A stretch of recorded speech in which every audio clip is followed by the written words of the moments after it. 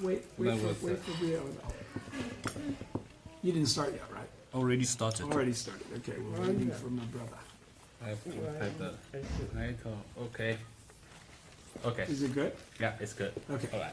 Last week, as I answered the questions that had been asked by Shufang, I mean, again, the Gohanzen is just so mystic. Because, you know, I have read this several times, which is one of the reasons why I suddenly realized maybe I'm familiar with some of this stuff because I've already read it so much. But I said last week that I was going to be giving all these quotes and all this. As it turns out, President Ikeda answered every single one of her specific questions in the balance of this book. It freaked me out. It gets into a transformation of karma.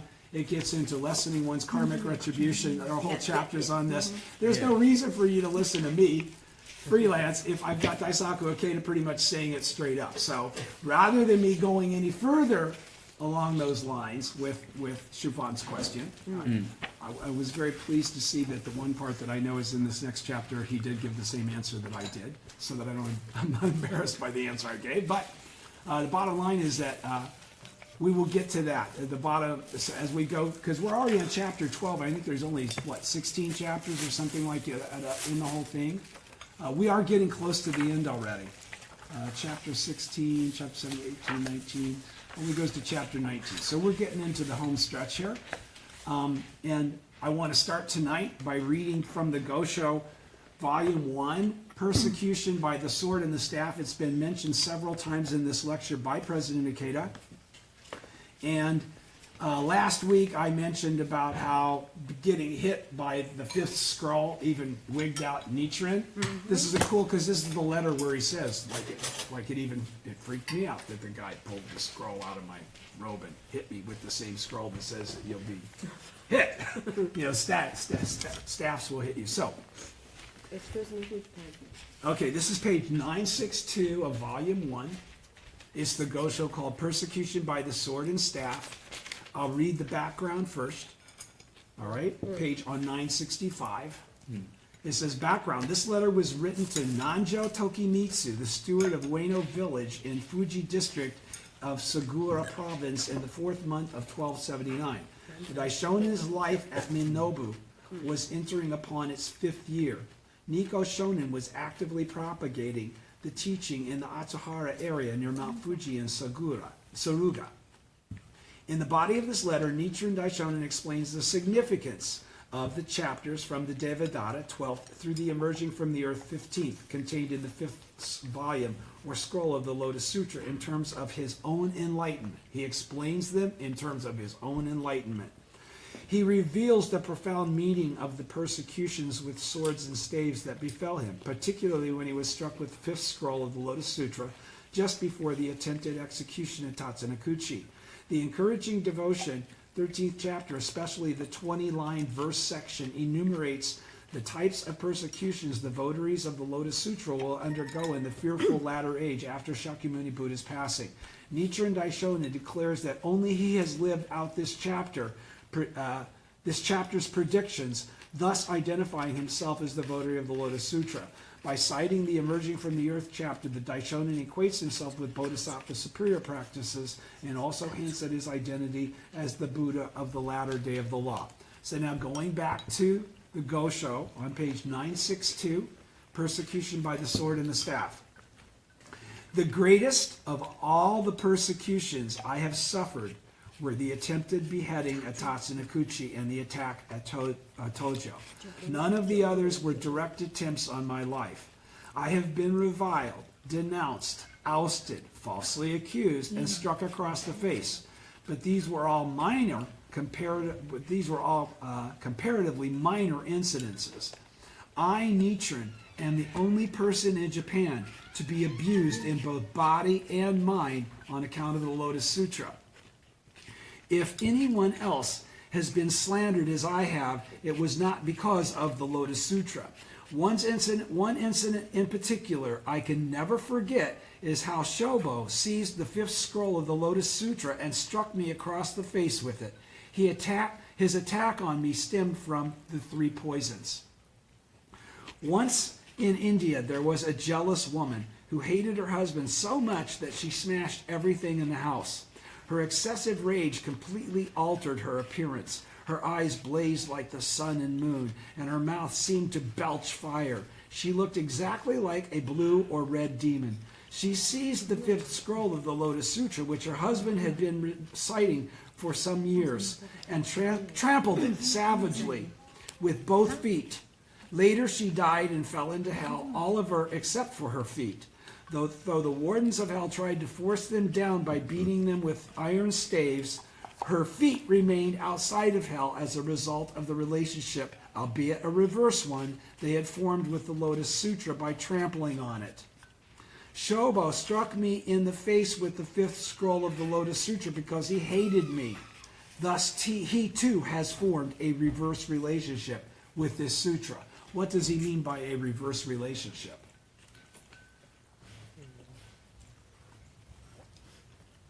This is so cool. What does he mean by a reverse relationship? Nobody knows? This is so cool. Think about this now. What is he saying here? We all know that Shobo was a former believer, right? So he's already got some attitude as he comes after him in order to kiss the butts of the superiors before they go to Tatsunokuchi, when they go to seize him from his hermitage, right? Okay, so what is a reverse relationship with the sutra? What makes the Lotus Sutra the supreme teaching of all teachings ever taught by anybody ever? First of all, how do you engage the power of the Lotus Sutra? Chanting. Chanting. With what? Just chanting? With faith. That act of chanting is actually an expression of faith, and ultimately it's your faith and daimoku together, okay, that allow you to overcome everything. But what is a reverse relationship then?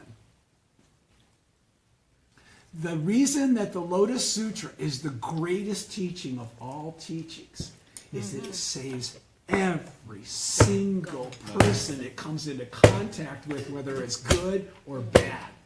So Shobo picks the scroll out of his robe and smacks him across the face of it and just assured his own Buddhahood. That's what Nichiren is saying. A reverse relationship is the same thing that happened to the people that attacked Bodhisattva Never Disparaging with stones and tiles and all that.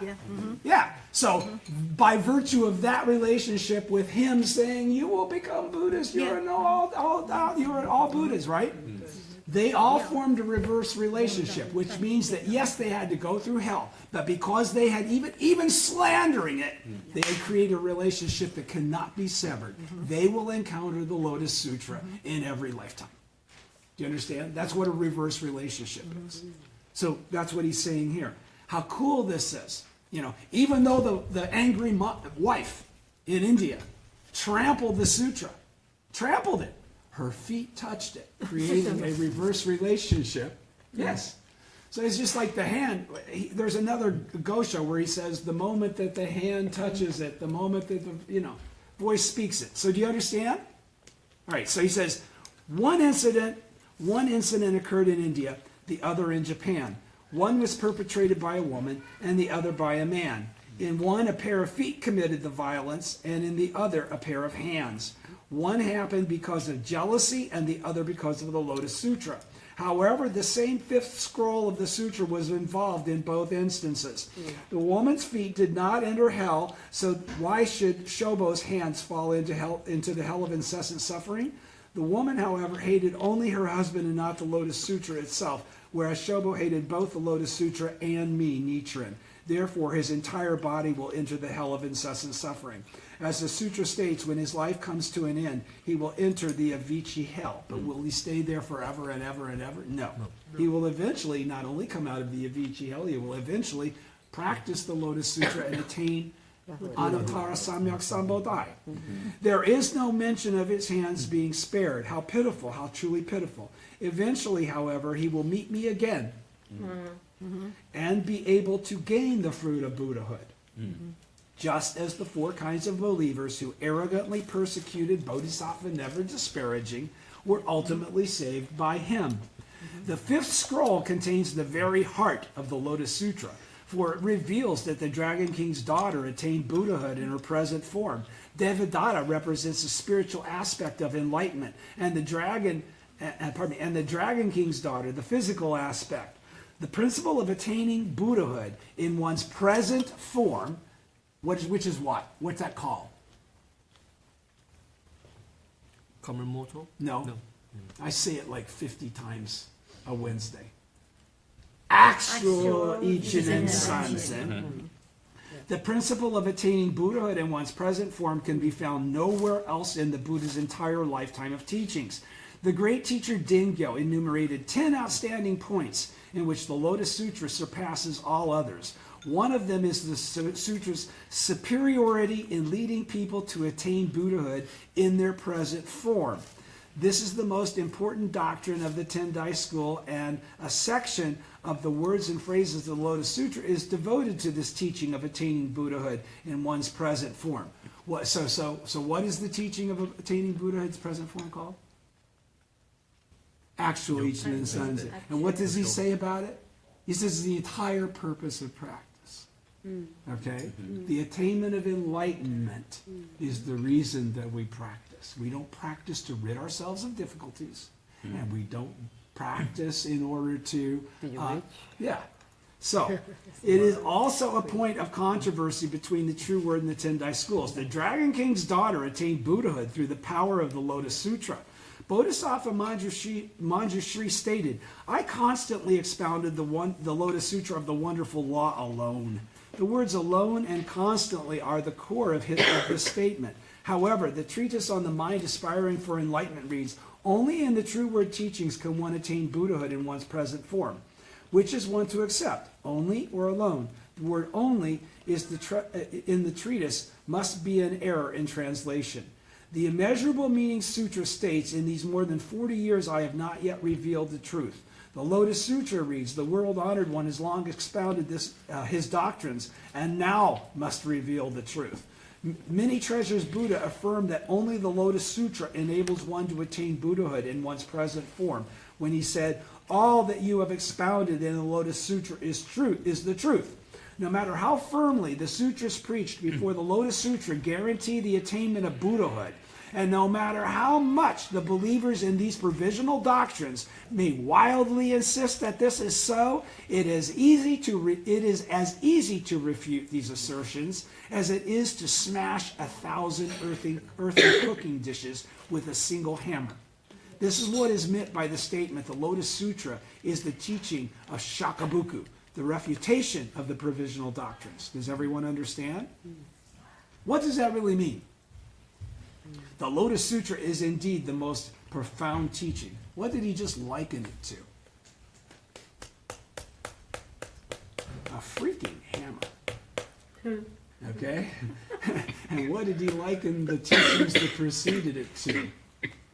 Earthenware jars. Who's going to win every time in a battle between an earthenware jar and a hammer? The hammer.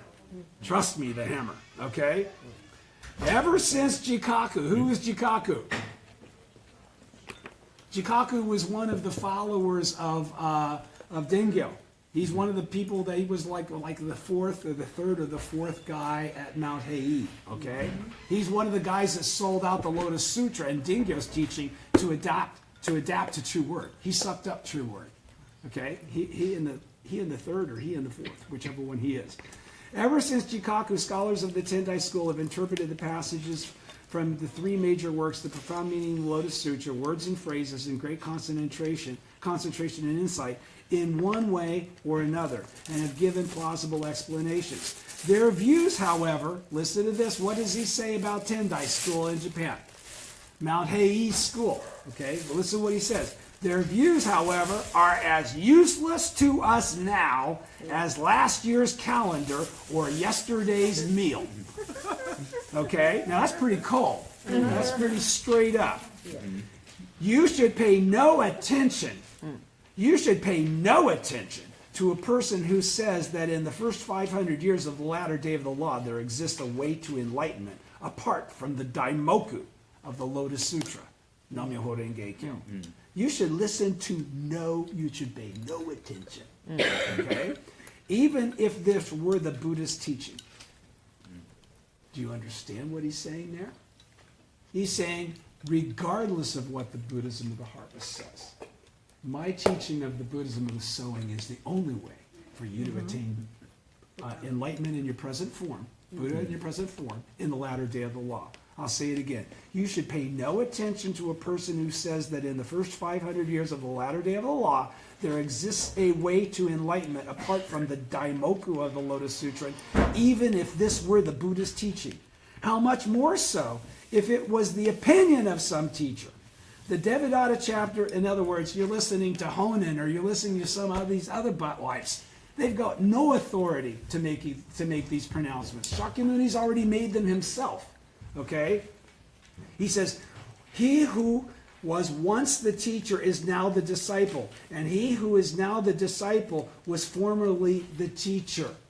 Do you understand? In pondering this chapter, I, Nichiren, he's going like, I was once Dozenbo's student. Now I'm teaching you guys. Do you understand that? Yeah. He says, in pondering this chapter, so what does Nichiren tell us about reading the Lotus Sutra? In that sentence, just those few words, what does he make very clear? Our duty is, as his disciples. When we study, we don't just read the frickin' words and put the book away. What does he say here? In pondering this chapter, what does pondering mean? Contemplatively thinking about it, making it make sense to you. Okay? Not just accepting it blindly, but understanding the teachings enough that if there's something that doesn't correlate or conform, you know how to, through your own daimoku, straighten your brain out so that you have the capacity to teach others correctly. Okay? That's the function of what this lecture from Daisaku Ikeda is all about. Okay? Do you understand? So he's saying, how much more so if it were the opinion of some teacher? The Devadatta chapter of the Lotus Sutra states that Devadatta was the teacher of the thus come one Shakyamuni in some past existence. Asita, right? He who was once the teacher is now the disciple, and he who is now the disciple was formerly the teacher. In pondering this chapter, I, Nichiren, have realized that it reveals the profound meaning of the Lotus Sutra through the oneness of past and present, and the inseparability of the one who teaches and the one who learns. What is that? Next one. Huh? Teacher. No, there's a specific Buddhist concept that I refer to constantly, that's referred to constantly. He didn't use the same words, but he just said it. And you should be able to know from him using these words what he's talking about, frankly. I will read the sentence again. He who was once the teacher is now the disciple, and he who is now the disciple was formerly the teacher. In pondering this chapter, I, Nichiren, have realized that it reveals the profound meaning of the Lotus Sutra through the oneness of the past and present, and the inseparability of the one who teaches and the one who learns. What is that? Mentor disciple. Exactly. The oneness of mentor-disciple. That's what Nichiren just qualified here. It isn't the teacher and then a student, and they're two separate things. It's a function of the law every time it's occurring, even though it seems like individuals. Okay? So, what he's saying here is that I have realized, okay, in pondering, I have realized, okay, that Daishonin, in Shani Daimoku, in, again, assessing and bringing forth the Buddha from his own life, realizes that there's an inseparability between himself and the Buddhism of the sowing, and the people that are mentioned in the Lotus Sutra, and the Buddhism of the harvest. Just like the same thing applies to us. Do you understand? Yes. Same thing applies to us. Yes. What he just read is why I can say the same thing and why President Ikeda can talk about mentor-disciple, mentor-disciple, mentor-disciple. Is the mentor-disciple that Daisaku Ikeda is talking about different than this one? No, it's the same freaking principle. It's called oneness. It's called non-duality. I can say the non-duality of mentor and disciple, okay, rather than the inseparability of the one who teaches and the one who learns. If we take the example that he just had mentioned in the previous chapter last week, and he says form and shadow, Shakyamuni and Asita, right? Yeah. Okay, that's what he's talking about here. Mentor and disciple are a continuum. They are not separate in any way. They are a continuum. One is a passing. Have you ever seen a relay race? Yep. You know, and they got to pass the baton, right? And they practice that pass. They practice that pass. Okay? They're passing it on. You get it? All right. So he says, therefore, the merciful thus come one Shakyamuni became the teacher of the wicked Devadatta, and the wise Manjushri became the daughter of the ignorant daughter, or became the teacher of the ignorant daughter of the Dragon King. Certainly, I can in no way be inferior to Manjushri or the thus come one Shakyamuni. That's pretty straight up, isn't it? And so based on the oneness of the teacher and the one who is taught, what does that refer to specifically? It specifically talks to the original teacher and his original disciples. We're bodhisattvas of the earth. What we're called is what? Original disciples of the Buddha in his true identity, correct? Yep. Yeah. Okay, so what did he just say here? He just said that everyone around this table can be in no way inferior to Manjushri, of the badass bodhisattvas, okay, or Shakyamuni himself. I'll read it again. Therefore, the merciful, thus come one Shakyamuni became the teacher of the wicked Devadatta, and the wise Manjushri became the teacher of the ignorant daughter of the Dragon King. Certainly, I can be in no way inferior to Manjushri or to the thus come one Shakyamuni. The men of Japan are like Devadatta, and the women are like the Dragon King's daughter. Whether by following it or opposing it, they will attain Buddhahood through the Lotus Sutra. This is the message of the Devadatta chapter. Everybody understands? Yes. Okay, so next we come to the encouraging devotion chapter. Only I, Nichiren, have read this with my entire being. The 20-line verse from the chapter which the 800,000 million Nayudas of Bodhisattvas proclaimed in a single voice. Since the Buddha's passing, who else in the three countries of India, China, and Japan has ever read this verse as I have? No one even claims to have done so, nor do I believe that someone has. The verse reads, there will be many ignorant people who will attack us with swords and staves. Perhaps others have been beaten with staves, but I have never heard of anyone who was injured by the sword. Okay? Because again, he makes this clear point in the opening of the eyes. I got both. I got the sword and I got the stave. That was the scroll used as a stave. He says, now we know that Bodhisattva, never disparaging, was attacked with staves, as it is written in the sutra. Some among the group would take sticks of wood or tiles and stones and beat and pelt him. But he was not persecuted by the sword.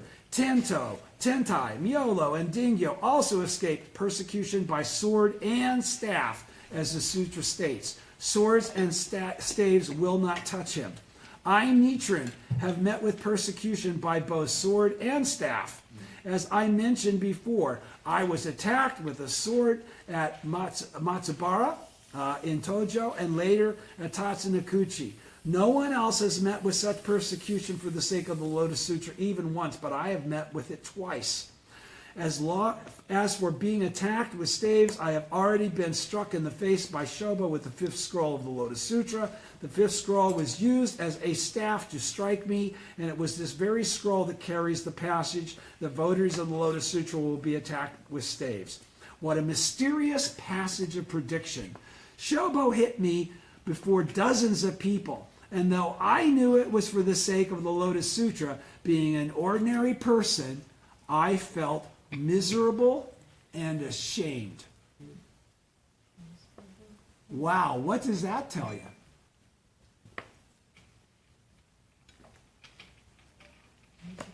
What he just acknowledged there. Suffering. Huh? Yeah, suffering. We got suffering. What did he just say there? What did he just reveal there clearly? I'll read it again. Shobo hit me before dozens of people, and though I knew it was for the sake of the Lotus Sutra, being an ordinary person, I felt miserable and ashamed. He's no different than He's no different than us. That was 9 worlds coming up inside him, right? That was the 9-world life of an ordinary common mortal. right. Okay? There is no difference between him and us. He says again, being an ordinary person, I felt miserable and ashamed. There's no difference between his life and ours. That's why what he did can work for us just as well as it worked for him. All right? Had I had the strength, I would have wrested it from him, trampled on and broken it and thrown it away. The devil king attacked me when I got hit in the face in front of all those people. Get it? However, it was in fact the 5th scroll of the Lotus Sutra. This brings to mind a story. A father, anxious about his son's future, thrashed the boy with a bow made of Zelkova wood because he refused to study. At the time, the son resented his father's actions and hated the Zelkova bow. However, he applied himself to his studies so much that eventually he mastered Buddhism, thereby achieving emancipation himself and benefiting others. In retrospect, he saw that he owed his achievements to his father's thrashings. It is said that he erected a memorial tablet made from Zelkova, from the Zelkova tree, for the repose of his deceased father. It is the same with me. It is the same with each one of us. Okay?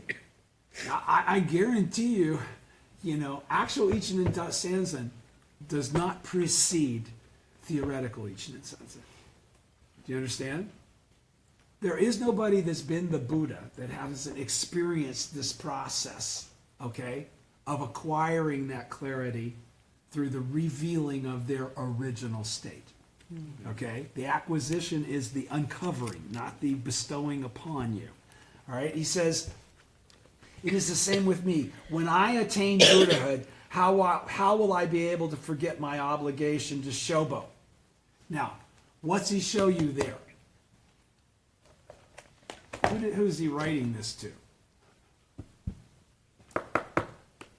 Nanjo Tokimitsu. I don't know if you've read enough Koshos, but Nanjo didn't always quite understand everything clearly. So the Daishonin was always very compassionate in the way we'd explain things. So he says, when I attain Buddhahood, because he's still talking to Nanjo, because Nanjo's capacity to perceive actual Ichinen Sanzen has not yet been established in his life. So he still speaks to him with the compassion to put it into terms that he can accept and understand. The Daishonin has certainly, by now, at this point in time, the writing of this, in, after he's already in Minobu, he's already done Sato Island, he's already done Tatsunokuchi, he's already written all the major writings, frankly. He's already the Buddha and he knows it. But he says to Nanjo, when I attain Buddha, but he's already attained Buddha. Understand that. So when you read this, that's why you read, who is it written to? You don't read that literally like, oh, Nichiren hadn't attained Buddhahood yet, because he says, when I attain Buddhahood. Okay? You have to understand the expedient way he taught everybody. He spoke to he wouldn't say that to Sairendo. He didn't say it in the opening of the eyes. He's already qualified. He's even saying to Nanjo, who else but me? Okay? But he doesn't say I'm the Buddha. Do you understand? Okay. So, he says,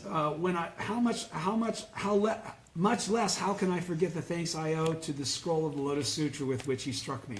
When I think of this, I cannot restrain my tears of gratitude.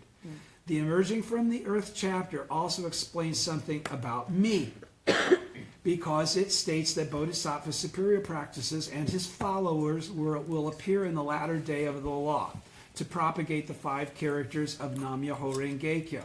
I, Nichiren, have appeared earlier than anyone else. How reassuring to think that I will no doubt be praised by bodhisattvas equal in number to the sands of 60,000 Ganges rivers. Be that as it may, commit yourself to the Lotus Sutra and have faith in its teachings. You must not only believe in them yourself, but also encourage others to do the same so that you may save those who were your parents in all your past existences. From the time that I was born until today, I have never known a moment's ease. I have never known a moment's ease. I have thought only of propagating the Daimoku of the Lotus Sutra. I've never known a moment's ease. I have thought only of propagating the Daimoku of the Lotus Sutra.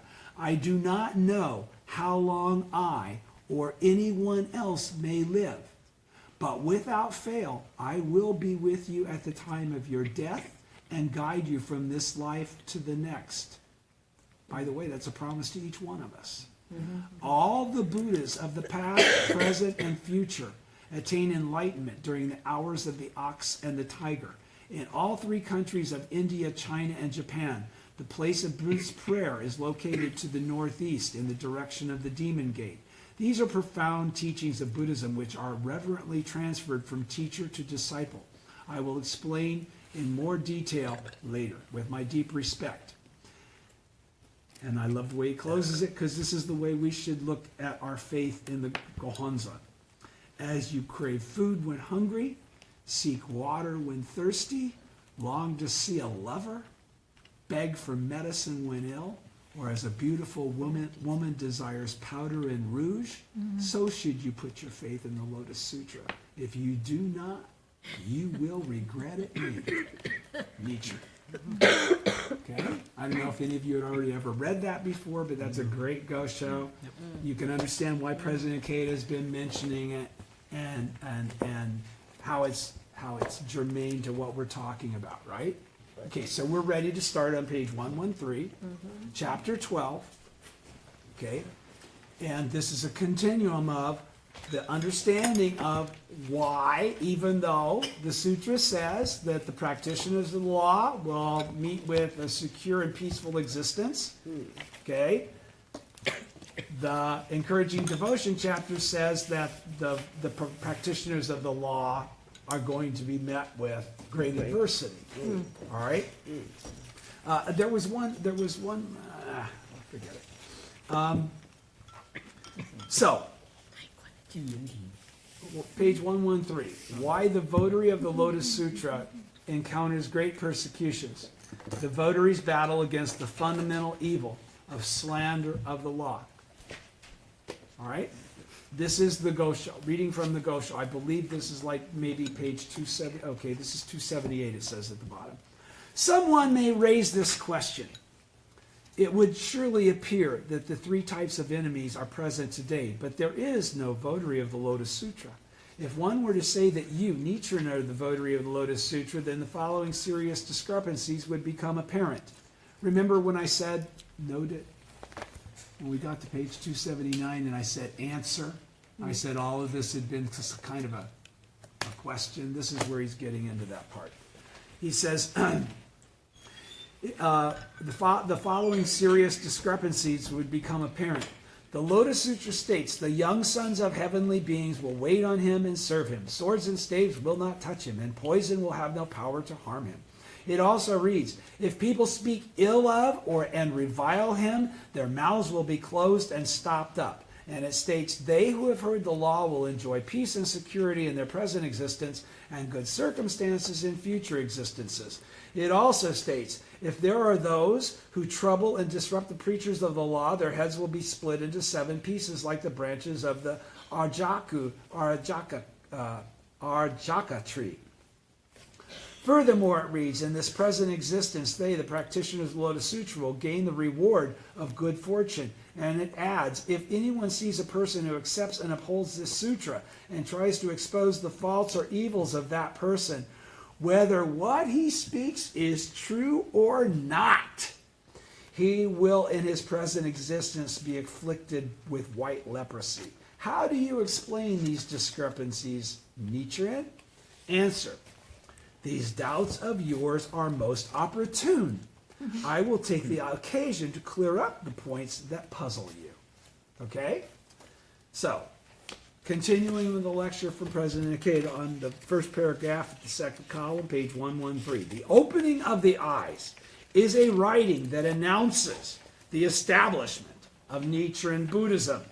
The three virtues, sovereign, teacher, and parent, form the main theme of this work. In the first part, the Buddha, everybody's with me? Yeah. In the first part, the Daishonin clarifies the teaching that can lead all people of the latter day of the law, the current age, to enlightenment. The teaching, the Buddhism of the Soen. In the second, he reveals the identity of the teacher of the latter day who spreads that teaching. Himself, those 10, right? In the second part, in particular, citing passages from the Treasure Tower, the 11th chapter of the Lotus Sutra, Devadatta, the 12th, and encouraging devotion, the 13th, the Daishonin highlights how his propagation efforts and the persecutions that have befallen him match the sutra's predictions, thereby indicating that he is the votary of the Lotus Sutra of the latter day of the law. This section, which I have already discussed in detail, might be termed his explanation based on documentary proof, one of the three proofs. And what are the three proofs? Documentary, actual proof, and theoretical. Good job, guys. Good job. Good job. Okay? It's theoretically, it's got to make sense. Yeah. There's got to be some underlying basic truth that has been exercised by many people's review. And there needs to be the proof of actual fact. It's got to work. Right? What remains to be answered are the following questions. Why does the votary of the Lotus Sutra encounter persecution? And why is it that when persecution occurs, the heavenly deities don't protect him? The Daishonin says that these questions are the heart of this piece I am writing and the most important concern of my entire life. Because if I am who I think I am, based on what my life has presented and the way I've conducted myself, I need to come up with answers that are not in conflict with the sutra. And the most important concern of my entire life. He bases his ensuing explanation on reason and logic. In other words, he now seeks to show by means of theoretical proof that he is the votary of the Lotus Sutra in the latter day of the law. This will be the focus of discussion in this chapter. In other words, he's already given the documentary, right? Now he's going to give the theoretical. It is also important to note that at the end of the second half of the opening of the eyes, after having completed his argument, Nichiren makes a declaration that opens with the lines, "This I will state, let the gods forsake me, let all persecutions assail me, still I will give my life for the sake of the law." This represents his great vow to continue waging an unremitting struggle as the pillar of Japan, and conveys his towering state of life as the teacher of the latter day of the law. Nichiren then outlines the faith, benefit, and practice of the Buddhism he has established. Of the Buddhism he has established for the enlightenment of all people of Mappo, of the latter day. All right? Having revealed his own state of mind, which means the Buddhahood that he brought forth from his own life, he urges his followers to embrace faith in and practice this correct teaching which he has revealed for the first time. Do you understand? All right, so he says, having revealed his own state of mind, he urges his followers to embrace faith in and practice the correct teaching in a spirit of the oneness with him as their mentor. Okay? Inseparability between his life and your own. So if you are a common mortal, so was he. All right? And if he is the Buddha, so are you. Do you understand? All right, so in the closing section, therefore, he seeks to show that he is the teacher of the latter day based on actual proof in terms of the reality of his own life. Okay? So here's theoretical proof. Theoretically, this is why I can encounter difficulties, even though it says that the sons of the Buddha, yada, yada. I already just read it to you. He provides the documentary proof. He provides the theoretical proof. The actual proof is what? His life itself.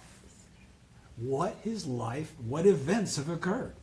This is actual proof. This is reality, guys. This isn't theoretical.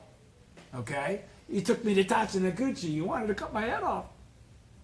Somehow it didn't happen. You sent me to Sado Island. You thought I'd never come back. I'm still here. It's called actual proof. Okay? It's a difference. It's a huge difference. He says, true peace and security in struggling to overcome great hardships. Now let us turn to the section where Nichiren demonstrates through theoretical proof that he is the votary of the Lotus Sutra of the latter day. He starts by raising the question of why, if he is in fact the sutra's votary, events that apparently contradict the sutra are occurring.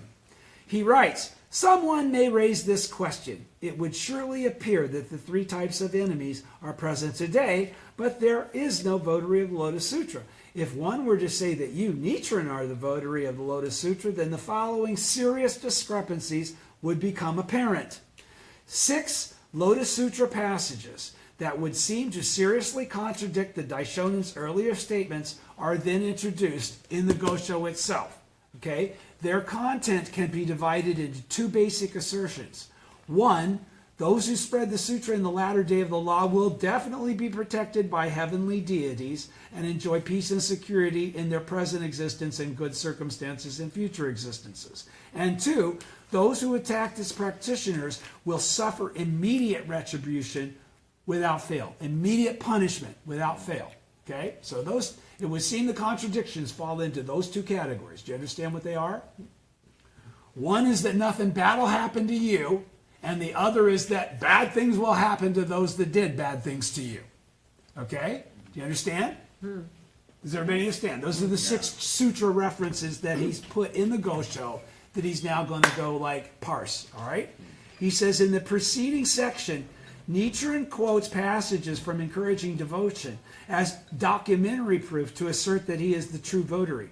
He argues that the persecutions he is undergoing mirror those described in that chapter, the encouraging devotion, the 20 verse line, right? Or the 20 line verse. And he says that accordingly, all people should seek him out and make him their teacher. He said it in a very clever way, but that is what he was saying. All right? Everybody remember? Let us seek him out and make him our teacher. Do you remember? He says, whoever's been hit by these 3 powerful enemies, he's fulfilling the actual prophecy of the sutra. Let us find him and make him our teacher. So he's very cleverly saying, me. Do you understand? Because you got to be very clever about how he says all this shit, because he's turning Buddhism upside down. He's now saying, that was then, this is now. That's where he's making this. That's why the President Ikeda says, the opening of the eyes is a writing that announces the establishment of Nichiren Buddhism. It is. Because this is where he says, hey, my teaching. This is why this is considered such a great, important Gosho. Okay. Where am I? I'm going to start with, in the preceding section, Nichiren quotes passages from encouraging devotion as documentary proof to assert that he is the true votary. He argues that the persecutions he is undergoing mirror those described in that chapter, and he says that accordingly, all people should seek him out and make him their teacher. The ensuing question about apparent discrepancies is thus presented to dispute the Daishonen's claims by the Daishonen in this writing, right? So he says, I know you guys that are familiar with the Lotus Sutra are going to attack me, so I'm going to go ahead and put this out there and refute it in advance of you even opening your mouth.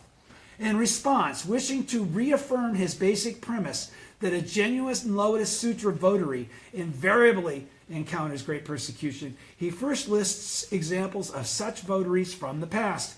He points out, for instance, that Shakyamuni underwent 9 great ordeals. Bodhisattva, never disparaging, was attacked with sticks of wood or tiles and stones. And as such, foremost practitioners as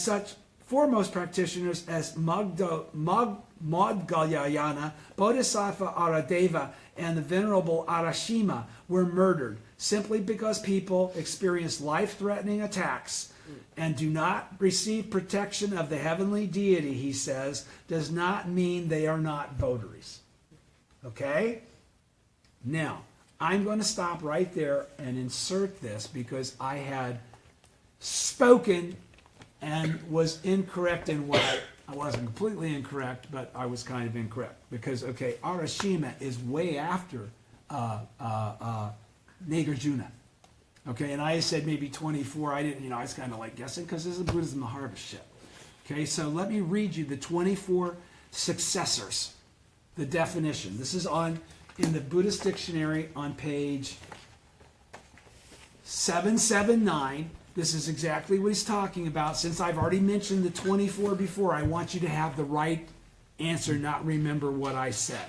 Okay, so page 779 of the Buddhist dictionary, 24 successors. Also, 24 patriarchs, those who after Shakyamuni Buddha's death successively inherited the lineage of his teachings and propagated them in India. That's what I was mistaken about. This couldn't include anybody in China. I said might include Tintai. I was wrong. Okay, so it stops in India. According to a history of the Buddha's successors, there are 23 successors of the Buddha. They are Mahakashayapa, Ananda, Shanvashasa, Upagupta, Diraka, you can read them, Mikika, if you can pronounce these better than me, Buddhananda, Buddha Mitra, Parshva, Punyashanas, Ashvagosha, Kapimala, Nagarjuna, Eradeva, Rahula Bhadra, also known as Rahulate, Samgarandi, 17, Samgaya something, 18, Kumatra, Siyata, Vasubandhu. I mean, you can hear there are many of these guys you've never heard of before, right? You've heard of Arashima, Vasubandhu, Nagarjuna, okay? But there was a lineage that allowed each one of them to have been able to get what they got, to become as quoted as they were. He goes all the way through. So Nagarjuna was 13, right? 18, 19. Vasubandhu's 20. Manorita is 21. Hakaleka Shakas, and then Arashima is 23. Arashima, I believe, is the dude that was branded in the face. He's mentioned several times. Okay? The above work states that Ananda transferred the Buddhist teachings to both Magdayanita and Shavrasasa, propagated it in Kashmir and had no known successor. Transferred them. The reason there's 23 or 24 is because Chang'an says, okay, and we all know who Chang'an was, right? He was Tentai's next guy. He's the one that actually wrote Great Concentration Insight. They were Tentai's teaching, but he was the author of them actually. Okay, he says, so Chang'an is the one that said that so-and-so taught 2 of them at the same time. So he mentions my name, 23 became 24. It's revered in the Tendai school as 24 instead of 23. That's why we always say 24, because we're a continuum of Tendai. Everybody with me? Okay, you understand where I made my mistake? Buddhism and the harvest stuff's not important to be that completely on top of, frankly. All right, that's what I'm saying. Those weren't important things to know. But because I had opened my mouth and I'm on tape, I want to correct myself.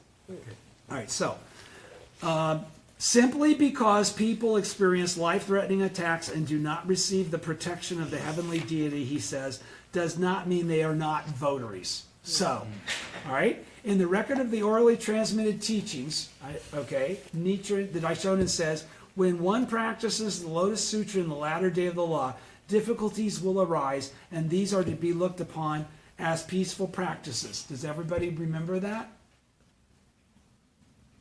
Okay, what comes after the encouraging devotion chapter? Peaceful practices. Comes before emerging from the earth, right? So what does Nietzsche, we've all read the OTT, okay? What does he say about these difficulties that he's just discussed from the OTT writing on the encouraging devotion chapter, the 13th chapter? What does he say when he gets into the peaceful practices chapter? He says that we are to consider, since all of this adversity is actually the mechanism which brings forth our Buddhahood, just like it did with him. Being a common mortal, when Shobo hit me in the face, I was pissed off. But then pondering it later, I realized the profundity of what had just occurred, and then in actuality, this had further established that my teaching is the correct teaching for the latter day. Do you understand? So he's saying that when we face these things based on daimoku, so that the Buddha nature of our life comes forth to contemplate them correctly, we see them correctly. We never lament them as difficulties, right? They are our peaceful practices, because these are the peaceful practices we practice as bodhisattvas of the earth in the Sahe world in the latter day to reveal our Buddhahood and to spread the Buddhism and sowing to others, right? So even though they could be called difficulties to non-Buddhists, Buddhists say, bring it on. You get it? This is the only reason I can become a Buddha is because of this shit. I love this shit. I don't mind it at all. These are my peaceful practices. Do you understand? Yes. Okay, so in the record of the orally transmitted teachings, the Daishonin says, when one practices the Lotus Sutra in the latter day of the law, difficulties will arise, and these are to be looked on as peaceful practices. For a votary, in other words, this isn't just for anybody. This is for somebody that's a true believer.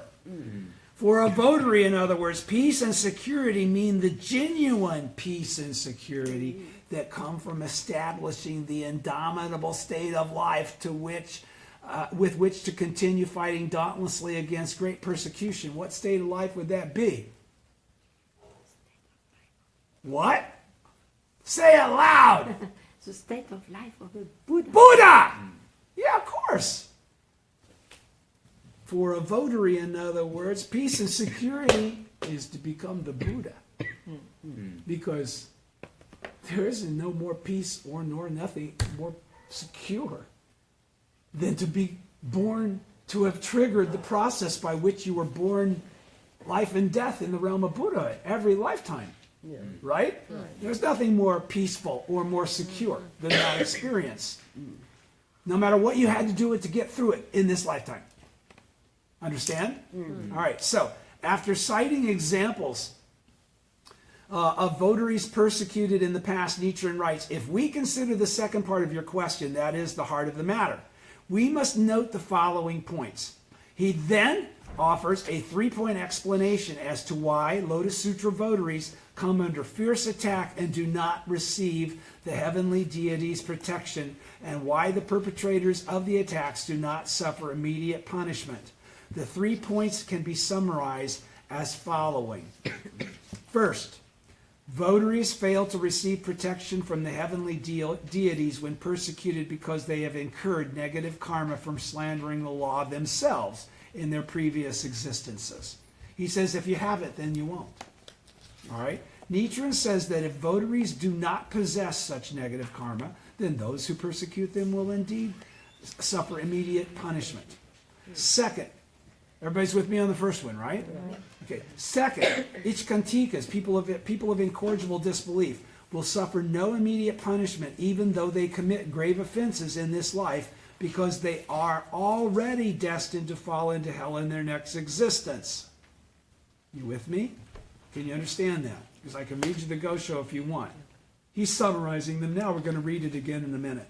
Third, the protection from the heavenly deities is not forthcoming because they have deserted the country on account of its widespread slander of the law.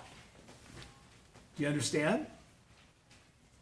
Right? He's saying the heavenly deities that would normally be there to protect the votary have all split because of the great slander. They're gone now. That's why all this bad shit's happening, right? They've deserted the land. This is the predication of the message that he put into the Risho and Kokoron, right? On establishing the peace and the propagation of the law. That's all about that premise. He says, then President K says, let's consider these points one at a time based on the following statements by the Daishonin. Going back to the Go Show. If we consider the second part of your question, we must note the following points. Those who did not commit the error of slandering the Lotus Sutra in their previous existences will become votaries of the Lotus Sutra in their present lives.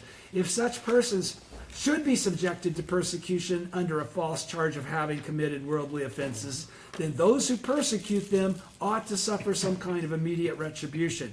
It should be like the case of the Asuras who shoot arrows at Shakra, or the Garuda birds that try to eat the dragon of the Navapatra lake, but who invariably suffer injury themselves instead. And yet Tentai says, the ills and pains I suffer at present are all due to causes in the past, and the meritorious deeds that I do in my present life will be rewarded in the future. Likewise, the contemplation on the Mind Ground Sutra says, if you want to understand the causes that existed in the past, look at the results as they are manifested in the present. And if you want to understand what results will be manifested in the future, look at the causes that exist in the present. The never disparaging chapter of the Lotus Sutra says, when his offenses had been wiped out, he attained the Buddha way. This indicates that Bodhisattva never disparaging was attacked with tiles and stones because he had in the past committed the offense of slandering the Lotus Sutra.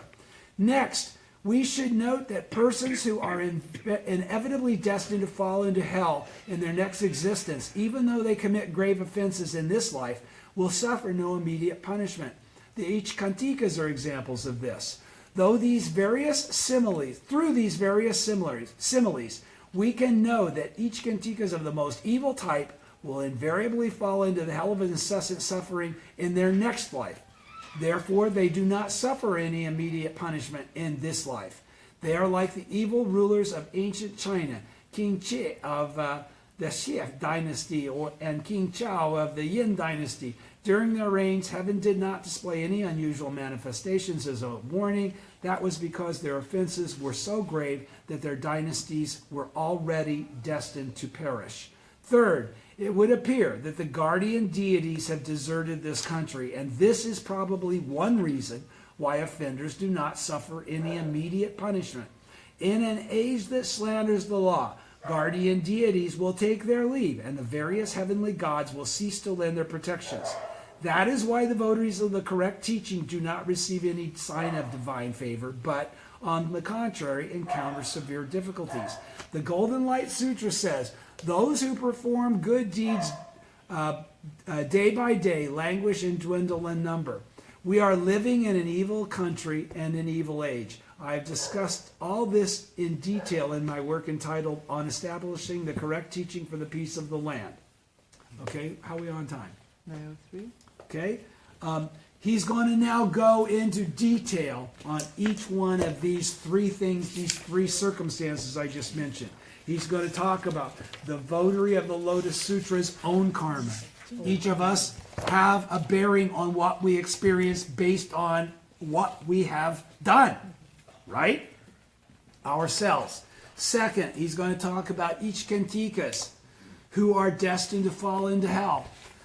Then he's going to go into heaven, and then he's going to go into heavenly deities abandon the land, and then he's going to talk about the vow and practice to dedicate one's life to propagating the Lotus Sutra, and Nichiren's Buddhism forges the fighting spirit. So we will finish this next week, and then you're going to see he's going to get into everything that Shufan asked about further.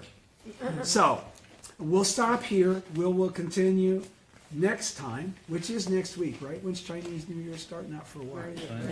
So 117. Next time, thank you so much, and thank you for joining us. Have a nice evening. Thank you. Thank you.